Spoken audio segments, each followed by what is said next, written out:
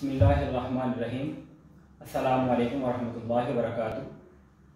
आज हमारे साथ ज्वाइन किया है जनाब प्रोफेसर डॉक्टर अख्तर ज़िया साहब ने। हम उनसे पूछेंगे कि इस्लाम और नज़रिए पाकिस्तान क्या है। सबसे पहले अस्सलाम वालेकुम सर, बहुत शुक्रिया आपने ज्वाइन किया। जी बहुत शुक्रिया, आप तशरीफ लाए। सर पहला क्वेश्चन, क्या इस्लाम और नज़रिए पाकिस्तान दोनों मुशाबहत रखते हैं? जी बहुत अच्छा।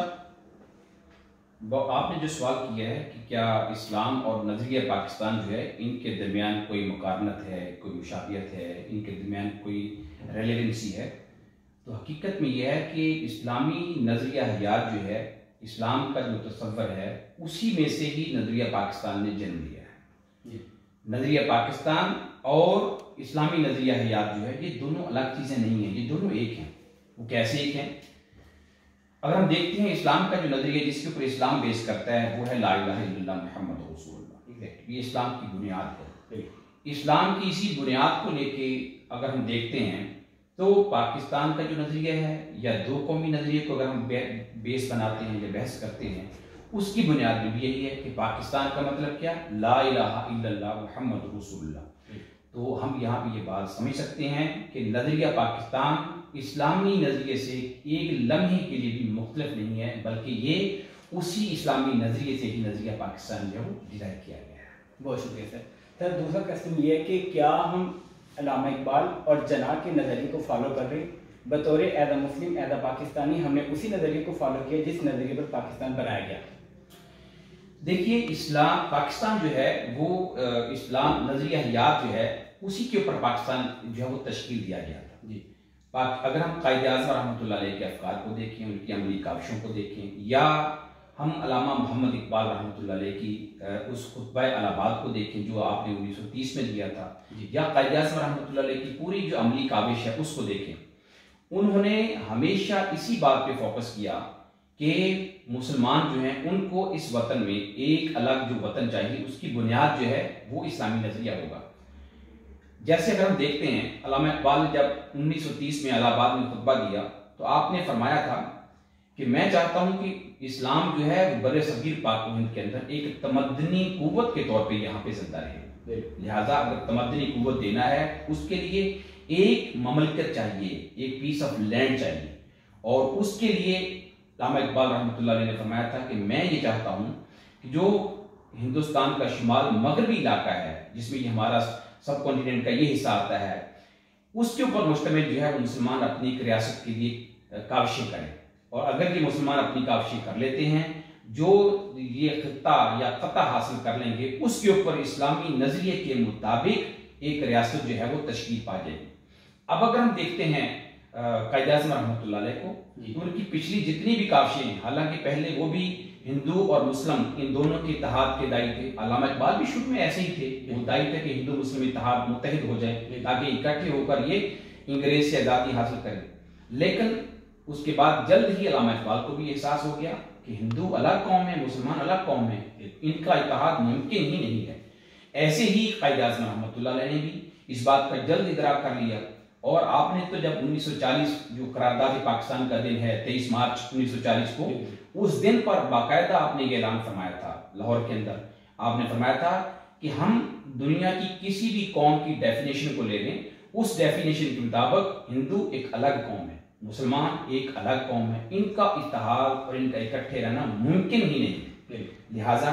उनकी अफकार की रोशनी में अगर हम देखते हैं तो दोनों ही ये चाहते थे कि ये पाकिस्तान जो है या खित्ता, ऐसा खित्ता जो है वो जो तश्कील पाएगा, वो खित्ता जो है वो हिंदुओं से अलग होगा, हमारा हिंदुओं के साथ किसी किस्म का इत्तेहाद इल्हाक नहीं हो सकता। लिहाजा मैं समझता हूँ कि कायद ने भी बड़ा वाज़ेह पैगाम दे दिया था, और अल्लामा इकबाल रहमतुल्लाह अलैह ने भी वाज़ेह हमें पैगाम दे दिया था कि मुसलमानों की अपनी एक शनाख्त है, हिंदुओं की अपनी एक शनाख्त है। अब अगर हम देखते हैं थोड़ा सा और अगर हम पीछे चले जाएं तो इस्लामी नज़रिया हयात को अगर हम देखें, इन अक्रमकुम इंदल्लाहि अत्काकुम, इस्लाम का नजरिया ये है कि तुम में से सबसे अल्लाह के नजदीक सबसे प्यारा वो है जो मुत्तकी है। लेकिन हिंदुओं के 5 गिरोह बने हुए, 5 गिरोह में अगर हम देखते हैं तो उनके ब्राह्मण जो हैं, उसके बाद उनके क्षत्रिय हैं, फिर शूद्र हैं, फिर वेश हैं, और उसके बाद दल्लत हैं। आखिरी के 2 गिरोह हैं वो आप अंदाजा करें कि उनके यहाँ उनका मुकाम और मर्तबा जानवरों से भी बदतर है। وہ ان کی کسی مذہبی رسوم میں شامل نہیں ہو سکتے، وہ ان کی کسی انسان کو ٹچ نہیں کر سکتے ہیں، وہ ہندو لیکن وہ کسی عزت والے ہندو، جیسے برہمن کہتے ہیں، کھشتری کہتے ہیں، تو وہ عزت والے ہندو ہیں، اور جو نیچے والی جو برادریاں ہیں یہ ان کے یہاں ذلیل برادری ہیں، جبکہ اسلام میں ایسا کوئی تصور نہیں ہے۔ اگر ہم اسلام کو دیکھتے ہیں تو ان اکرمکم عند اللہ اتقاکم، یہ اسلام کا دیا ہوا تصور ہے کہ اللہ کے نزدیک کوئی برادری نہیں ہے، کوئی رنگ و نسل نہیں ہے، ہاں جو سب سے زیادہ متقی ہے اللہ کے نزدیک وہ سب سے زیادہ مقام والا، مرتبے والا، اس کا اسٹیٹس سب سے بلند ہے۔ یہی بنیاد ہے جو قائد اعظم اور علامہ اقبال صاحب رحمۃ اللہ علیہ پاکستان کو دینا چاہتے تھے، اور اسی بنیاد کے لیے انہوں نے کاوش کی تھی کہ میں جو پاکستان کا یہ قطع حاصل کرنا چاہتا ہوں اسی نظریہ اسلام کی احیاء کے لیے ایسا قطع حاصل کرنا چاہتا ہوں جس میں اسلام کے نظریے کو عملی طور پر، عملی شکل جو اس کالم کے اندر میں ڈھال کے یہاں کے مسلمانوں کے سامنے اور پوری دنیا کے سامنے میں رکھا۔ سر اگلا کوشچن یہ ہے کہ کیا ہم نے نظریے پاکستان کے مطابق اپنی زندگی کو ڈالا؟ کیا ہم نے اسی نظریے کے مطابق اپنے آپ کو پیش کیا جیسا کہ ہمیں کرنا چاہیے تھا؟ جی بہت اچھا سوال ہے۔ معروضی حالات میں اگر ہم دیکھیں تو جو نظریہ پاکستان ہے یا نظریہ اسلام ہے یہ دونوں ایک ہی چیزیں ہیں۔ ہم نے آزادی حاصل کر لی، یہ اللہ کا بڑا کرم ہے کہ علامہ اقبال رحمۃ اللہ علیہ کی کاوشیں رنگ لے آئیں، قائد اعظم رحمۃ اللہ علیہ کی کاوشیں کام لے آئیں، رنگ لے آئیں، لیکن شومی قسمت اور افسوس سے کہنا پڑتا ہے جو قائد چاہتے تھے اس فکر میں ابھی کا پاکستان جو ہے وہ اس قرارداد کو پاس ہوئے 81 سال آج ہو رہے ہیں، ٹھیک ہے، سو وہ 81 سال پورے ہو جائیں گے اس قرارداد کو پاس ہوئے، لیکن جو قائد نے سوچ دی تھی، جو علامہ اقبال نے فکر دی تھی، ہم ابھی اس فکر میں ڈھل نہیں سکے، اس لیے کہ وہ اس وطن کی انہوں نے جو بنیاد رکھی تھی وہ کسی برادری پہ نہیں رکھی تھی، وہ رنگ و نسل پہ نہیں رکھی تھی، انہوں نے کسی علاقے کے اوپر اس کی بنیاد نہیں رکھی تھی۔ یہاں بلوچی، پٹھان، سندھی اور بہت سارے جو لوگ ہیں، برادریوں کے لوگ یہاں رہتے ہیں، لیکن کوئی بھی اس وطن کی پہچان نہیں ہے، یہ سارے کے سارے ملتے ہیں، یہ گلدستہ ہے، وہ بلوچی ہیں، سندھی ہیں، پٹھان ہیں، یہ سارے کے سارے ملتے ہیں، وہ ہزارہ برادری ہے۔ اسی طریقے سے جو اقلیتیں ہیں یہاں پہ ہندو اقلیت بھی رہتی ہے، عیسائی بھی رہتے ہیں، دیگر پارسی اقلیت بھی یہاں رہتی ہے، اور دیگر لوگ اقلیتیں یہاں رہتی ہیں، ان کے جو حقوق ہیں قائد اعظم رحمۃ اللہ علیہ کے وہ پیش نظر تھے۔ لہٰذا لیکن افسوس یہ ہے کہ ہم نظریہ پاکستان سے، قائد اعظم کے افکار سے، علامہ اقبال کے افکار سے، اس وقت کا جو پاکستان ہے ہم اس کو کافی دور لے جا چکے ہیں۔ تو ضرورت اس سبب کی ہے کہ اگر ہم اپنے قائد کے ساتھ وفا کرنے والے ہیں، علامہ اقبال کے ساتھ ہم مخلص ہیں، تو جو افکار انہوں نے دیے تھے، اور ان کے افکار کیا تھے، یہاں پر کسی امیر کو غریب پہ کوئی فوقیت نہیں ہوگی، کسی تکڑے کو کسی ماڑے پہ کوئی فوقیت نہیں ہوگی، لہذا رول آف لا ہوگا، یہاں پہ مساوات محمدی صلی اللہ علیہ وسلم یہاں رائج ہوگی، ڈیموکریسی ہوگی، اسلام کا قانون جو ہے وہ یہاں پہ متحرک ہوگا۔ لیکن افسوس یہ ہے کہ اتنے سال گزرنے کے باوجود ابھی بہت سارا کام جو ہے وہ کرنے والا ہے، اس لیے کہ یہاں ابھی آج کے دور میں اگر ہم دیکھتے ہیں تو امیر یہاں امیر سے امیر تر ہے، غریب سے غریب تر ہے، لائف سٹائل جو ہے وہ غریبوں کا اور ہے، وہ امیروں کا اور ہے، قانون جو ہے وہ بڑوں کے لیے اور ہے، چھوٹوں کے لیے اور ہے، تو لہٰذا یہ جو فرق آ چکا ہے یہ قائد اعظم کے افکار سے ٹوٹل ڈفرینٹ ہے، علامہ اقبال کے افکار سے ٹوٹل ڈفرینٹ ہے۔ اگر ہم اس پاکستان کے مخلص ہیں، اگر ہم اپنے قائد سے وفا کرنا چاہتے ہیں، کیونکہ یہ 23 مارچ جو ہے یہ تجدید عہد وفا ہے، یہ اللہ کے جو اللہ پاک نے ہمیں یہ مملکت دے دی ہے، اللہ کے احسانات کا شکریہ ادا کرنے کا یہ خاص طور پہ یہ دن ہمیں یاد دلاتا ہے۔ وہ تم نے ایک ٹائم ایسا آیا تھا، اللہ سے وعدہ کیا تھا کہ یا اللہ ہم ایک ایسی ریاست بنانا چاہتے ہیں، تو میرے اور آپ کے قائد نے جب یہ بات کی تھی تو انہوں نے بڑی یکسوئی کے ساتھ اپنے رب کو حاضر ناظر جان کر اپنے رب سے وعدہ کیا تھا، تو وہی وعدہ جو انہوں نے اپنے رب سے کیا تھا وہ اپنی قوم کو بھی یہ بابت کرواتے رہے کہ یہ رب سے ہم نے وعدہ کیا اور اللہ کو ہم نے جواب دینا ہے کہ یہ وطن جو تم حاصل کرنے جا رہے ہو اس کا قیام جو ہے، اس کے اندر جو اصول لاگو ہونے ہیں وہ اللہ کی مرضی کے مطابق ہونے ہیں، رسول پاک صلی اللہ علیہ وسلم کی مرضی کے مطابق ہونے ہیں۔ اس وطن کی بنیاد میں اسلام کا نظریہ جب آ جائے گا، محمد مصطفیٰ صلی اللہ علیہ وسلم کی محبت اور ختم نبوت کا نظریہ مضبوط ہو جائے گا، اور اس کے ساتھ قرآن جو ہے وہ یہاں کے نظام میں شامل ہو جائے گا، سنت رسول صلی اللہ علیہ وسلم شامل ہو جائے گی، یہ وطن آٹومیٹکلی از خود جو ہے وہ قائد کے افکار میں بھی ڈھل جائے گا